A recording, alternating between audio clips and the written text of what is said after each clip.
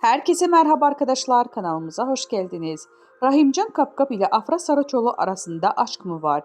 Rahimcan Kapkap ile Afra Saraçoğlu sevgili mi?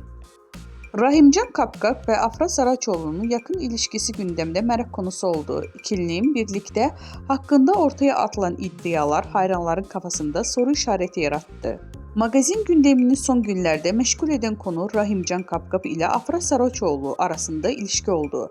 Sosyal medya paylaşımlarının ipuçları acaba ikili arasında bir aşk mı var sorusunu gündeme taşıdı. Peki genç oyuncu gerçekten sevgili mi yoksa sadece dostane bir yakınlık mı söz konusu?